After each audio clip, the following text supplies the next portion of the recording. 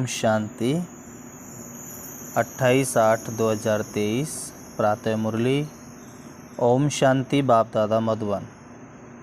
आज बाबा ने कहा, मीठे बच्चे, निश्चय बुद्धि विजयंती। निश्चय के आधार पर ही स्वर्ग की राजाई के लायक बन सकते। पहला निश्चय चाहिए कि भगवान टीचर बनकर हमें पढ़ा रहे हैं। आज की मुरली का प्रश्न है, बाप सर्वशक्तिमान होते भी सब कार्य प्रेरणा से क्यों नहीं करते? तो बाबा ने उत्तर में समझाया। बाबा कहते, मैं ज्ञान का सागर हूँ, मुझे ज्ञान सुनाने के लिए आना ही पड़ेगा। प्रोफेसर अगर घर में बैठ जाए तो पढ़ा कैसे सकेगा? मुझे तो तुम बच्चों को पढ़ाकर लायक बनाना है, स्वर्ग का वर्षा देना है, इसलिए मैं शरीर का आधार लेकर आता हूँ। इसमें बच्चों को जरा भी संशय नहीं आना चाहिए। गीत है, जो पिया के साथ है उसी को ज्ञान की बरसात है। ओम शांति। बाप को पिया कहा जाता है। बाप पानी की बरसात तो नहीं बरसाएंगे, यह तो समझने की बात है। जब कोई बात नहीं समझते हैं तो कहा जाता है, तुम तो जैसे पत्थर बुद्धि हो। अब पारसनाथ तो नामी ग्रामी है। पारसनाथ पारस बनाते हैं। पत्थर कौन बनाते हैं? पत्थरनाथ बनाने वाला रावण को कहा जाता है। तुम हो राम संप्रदाय, तुम नंबरवार पत्थर बुद्धि से पारसनाथ बनते जाते हो। यथा राजा रानी तथा प्रजा पारस बुद्धि कैसे बने? जरूर कोई बनाने वाला है जिसने पारस बुद्धि तो बनाया, परंतु इसमें कोई सूर्यवंशी घराने में, कोई चंद्रवंशी घराने में, कोई दास दासी बनेंगे, कोई फिर प्रजा में साहूकार बनेंगे। है सारा पुरुषार्थ पर जरूर परमपिता परमात्मा को ही पारसनाथ कहेंगे। कोई मनुष्य को ज्ञान सागर नहीं कहेंगे। निराकार बाप की ही महिमा है। ज्ञान सागर है तो ज्ञान सुनाने के लिए उनको शरीर जरूर चाहिए। बाबा कहे, जो संस्कार ले जाते हैं उस अनुसार कर्म करने के लिए शरीर तो चाहिए ना। वह तो है निराकार परमपिता परमात्मा, उनकी बड़ी भारी महिमा है। सबका बाप एक निराकार, परंतु वह भी तो आत्मा है ना। आत्मा ही आर्गन्स द्वारा कहती है, यह मेरे बच्चे हैं। बाप ने समझा है, मनुष्य ब्राह्मणों को खिलाते हैं, उनमें आत्मा को बुलाते हैं। फिर उनसे पूछते हैं, अच्छा ना भी पूछें, ब्राह्मण तो खिलाते हैं ना। समझो किसका पति मर जाता है तो कहते हैं, मैं पति का श्राद्ध खिलाती हूँ। अच्छा, तुम्हारा पति तो मर गया, फिर किसको बुलाएंगे? आत्मा को व शरीर को? तो समझ की बात है ना, जरूर आत्मा को बुलाएंगे ना। शरीर तो खत्म हो जाएगा। बाबा कहता है, जरूर आत्मा को बुलाएंगे ना, शरीर तो खत्म हो गया। ब्राह्मण को खिलाते हैं, गोया ब्राह्मण में प्रवेश कर आत्मा खाती है। अब क्या सबूत है जो मर गया उसकी आत्मा आती है? आती तो ज़रूर है। आत्मा आकर बोलती है। उनसे पूछते हैं, फलानी चीज़ कहाँ रखी है, तो बतलाती भी है। तो ज़रूर समझते हैं कि हम पतित की आत्मा को खिलाती हूँ।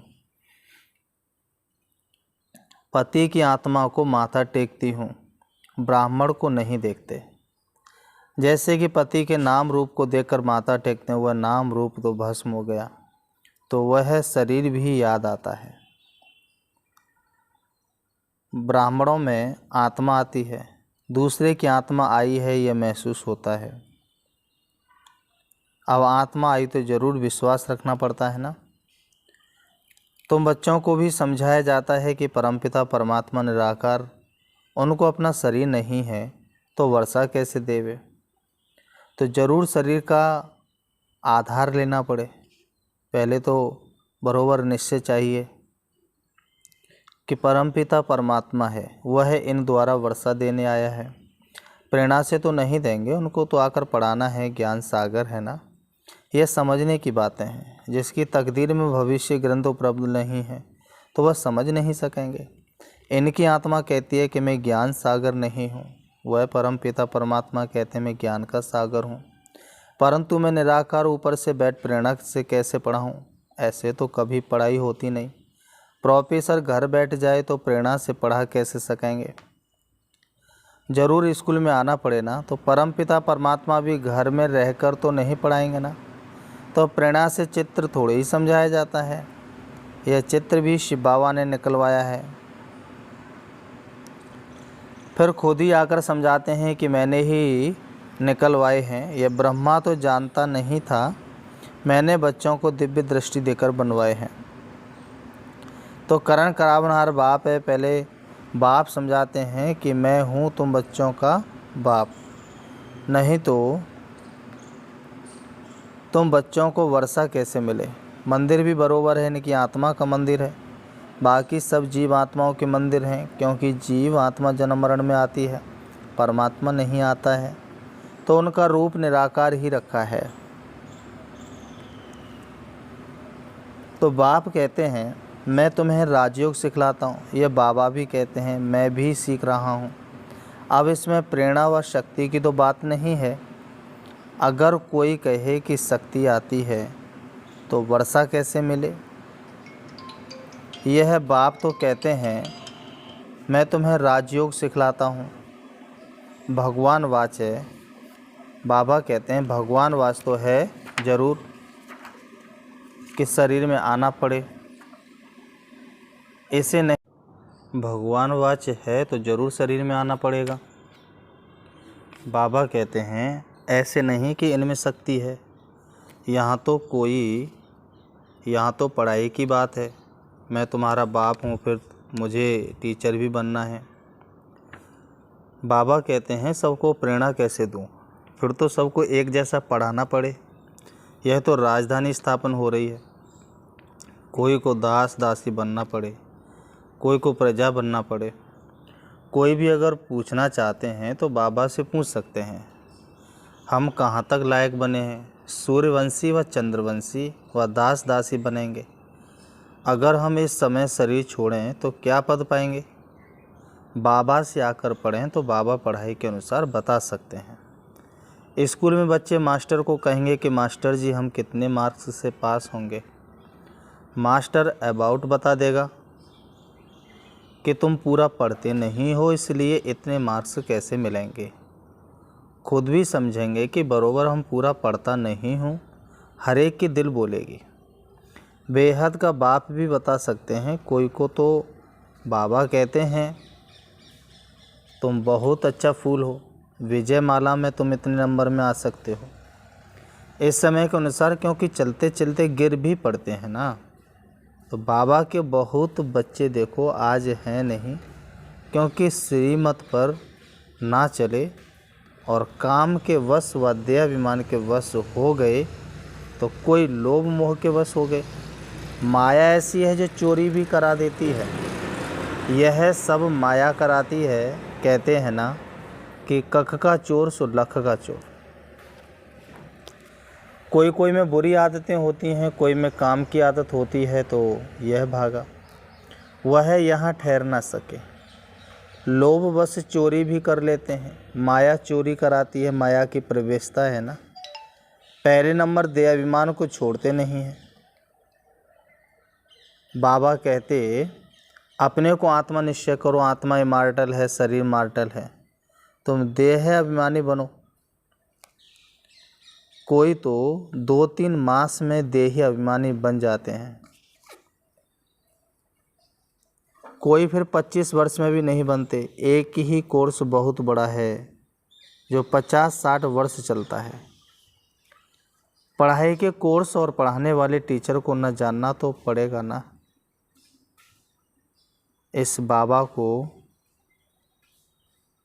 जानने से तो शिव बाबा को भी जाने। इस बाबा को जानने से तो शिव बाबा को भी जाने। जिसके साथ बुद्धियोग लगाना है, हमें विश्व का मालिक बनना है, सो कोई मनुष्य तो नहीं बनाएंगे। जब तक निश्चय नहीं हुआ है तब तक गोया कुछ भी नहीं समझाए। 20-25 वर्ष वालों को भी पूरा निश्चय नहीं बैठा है। हिलते रहते हैं, अभी अभी निश्चय, अभी अभी संशय। तो बाबा समझाते हैं तुम गॉड फादर कहते हो तो तुम आत्मा उनके बच्चे ठहरे। वह तुम्हारा बाप है। सब लिखो कि हाँ, हमारा एक वही गॉड फादर है। फादर से वर्षा मिलता है स्वर्ग की राजधानी का, तो जरूर राजयोग सिखाया होगा ना, तो बाप ही सिखलाते हैं। जब तक बाप पर पूरा निश्चय नहीं है तो समझो वह स्वर्ग के लायक नहीं है। बाप को ही नहीं जानते हैं तो वर्षा कैसे पाएंगे। बाप तो आते हैं वर्षा देने, परंतु लेते नहीं, क्योंकि भाग्य में नहीं है। निश्चय बुद्धि विजयंती, संशय बुद्धि विनश्यंती। पहले पहले बाप को तो जानो। निराकार बाप परमपिता परमात्मा है ना, वह आकर पढ़ाते हैं, वर्षा उनसे मिलता है, उनको राजयोग सिखलाना है। इसमें प्रेरणा की तो कोई बात ही नहीं। टीचर घर में बैठ पढ़ाए, यह तो इम्पॉसिबल है। बाबा कहते हैं कि मैं आता हूँ, मेरा मंदिर भी है। निराकार तो कुछ कर न सके, इसलिए शरीर लेना पड़ता है, नहीं तो मेरे में जो सृष्टि चक्र का ज्ञान है वह मैं सिखलाऊं कैसे। बाबा कहते हैं जरूर तन में आना पड़े। बच्चे वृद्धि को पाते रहते हैं, एक दो को लेकर आते रहते हैं। जो देवी देवता धर्म का होगा उसका ही सैपलिंग लगेगा। जो आकर ब्राह्मण बनते हैं उनका ही कलम लगता है। ब्राह्मणों का पिता है, बाबा कहते हैं ब्राह्मणों का पिता है ब्रह्मा, और ब्रह्मा का बाप है शिव बाबा। तो रूहानी बाप और जिस्मानी बाप भी है। तुम शिव बाबा के रूहानी बच्चे हो और ब्रह्मा की संतान भी शिव बाबा का बच्चा है। बाबा कहे फिर जिस्मानी भी ब्राह्मणों का बाप है, जिससे ये ब्रह्मा कुमार कुमारियाँ निकले हैं। बाबा कहता है तुम ब्रह्मा के बच्चे शिव बाबा के पुत्र, वर्षा उनसे मिलता है, यह भी समझ की बात है। बाबा से कोई भी बच्चा पूछे कि मैं किस पद को पाऊंगा तो बाबा बता देंगे। कोई नए नए को ले आते हैं, बात मत पूछो, एक बार मिलने से ही तीर लग जाता है। कैसे अच्छे अच्छे पत्र लिखते हैं। बाबा कहते हैं कैसे अच्छे अच्छे पत्र लिखते हैं। बाबा फलाने ने ऐसी अच्छी बातें सुनाई जो पक्का निश्चय हो गया।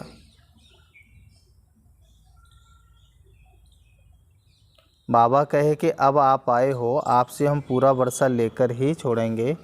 बाबा से कभी मिले भी नहीं हैं तो भी ऐसे ऐसे पत्र लिखते हैं, तो समझा जाता है यह सिकलिदे बच्चा है। सिकलिदे माना बहुत समय के बिछड़े हुए।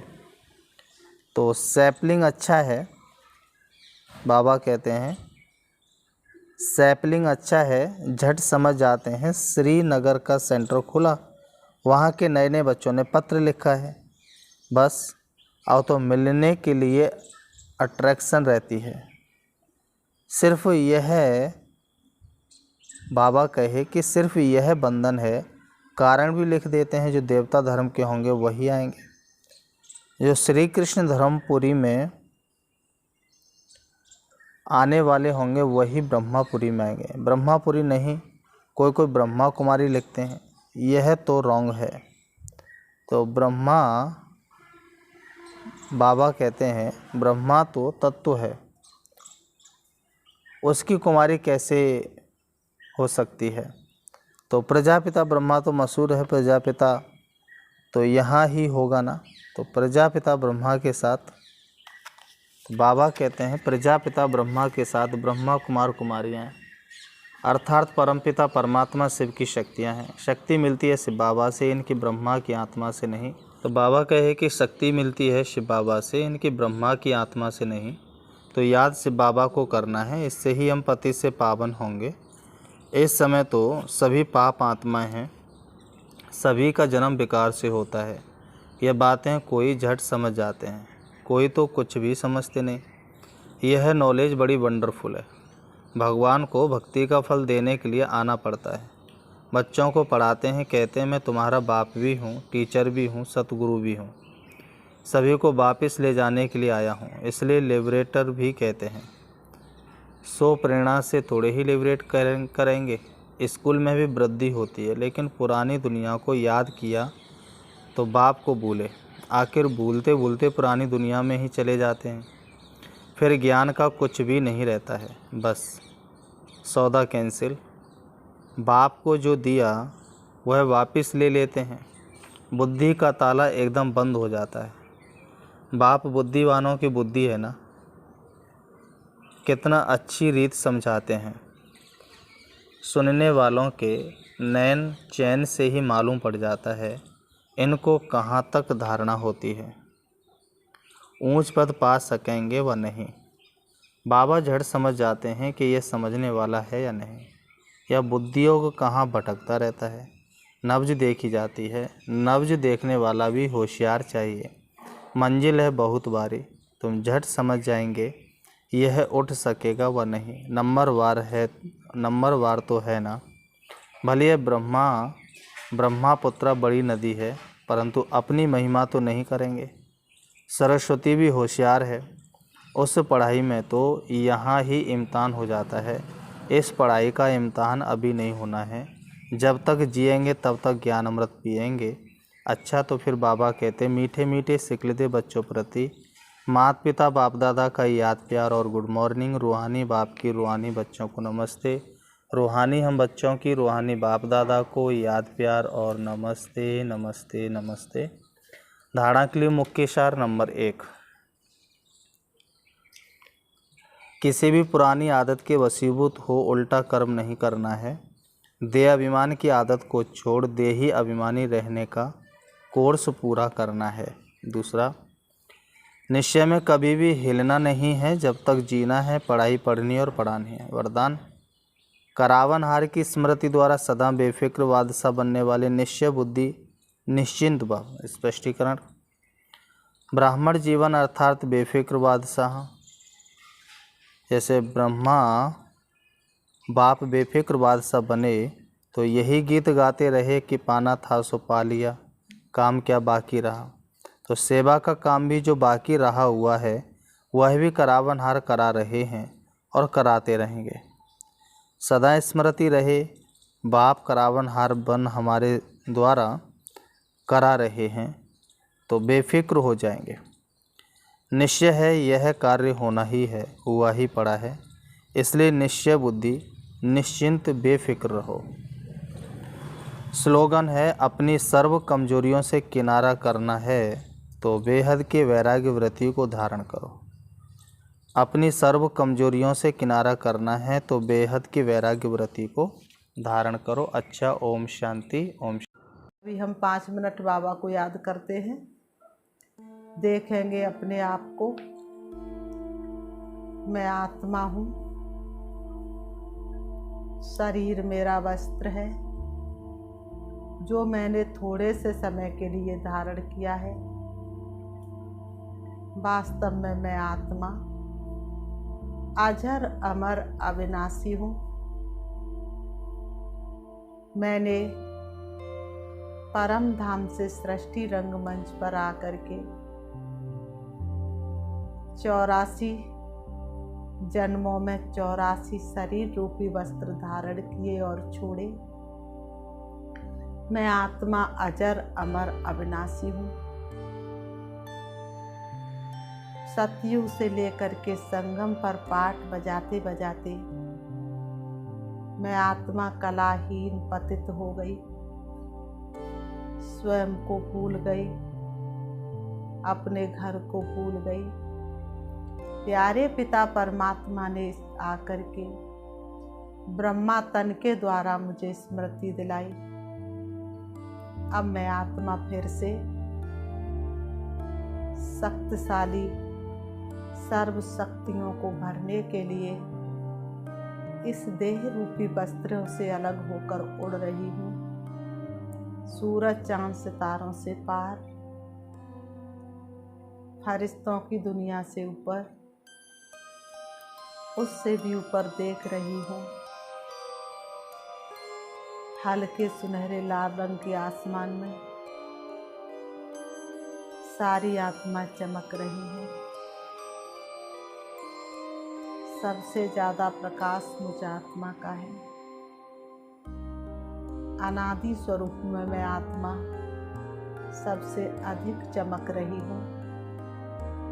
मुझ आत्मा का प्रकाश संपूर्ण आत्माओं में बढ़ता जा रहा है। उससे भी ऊपर मैं देख रही हूँ अपने प्यारे पिता परमात्मा शिव को, जो रूप में बिंदु और गुणों में सिंधु के समान है। उनकी सर्व शक्तियाँ तो संपूर्ण ब्रह्मांड में फैली हुई हैं। मैं आत्मा उनकी किरणों के नीचे हूँ। उनकी शक्तिशाली किरणें मुझे पावन बना रही हैं, मुझे भरपूर कर रही हैं, मेरी एक एक कमी कमजोरी को समाप्त कर रही हैं। मैं आत्मा बहुत हल्कापन महसूस कर रही हूँ। मेरे जन्म जन्मांतर के विकर्म विनाश हो रहे हैं। शिव बाबा से शक्ति लेकर मैं वापस परम धाम से नीचे आ रही हूँ। सूक्ष्म वतन होती हुई मैं आत्मा तारागढ़ से भी नीचे, चंद्रमा से भी नीचे, सूरज से भी नीचे आ जाती हूँ सृष्टि रंगमंच पर। आकर के दोनों भ्रमों के बीच भ्रकुटी में विराजमान हो जाती हूँ। मुझे आत्मा का प्रकाश, मुझे आत्मा का तेज पहले से कई गुना ज़्यादा बढ़ चुका है। मेरा प्रकाश चारों तरफ फैल रहा है। मैं अन्य आत्माओं को भी सुख शांति से भरपूर कर रही हूँ। ओम शांति।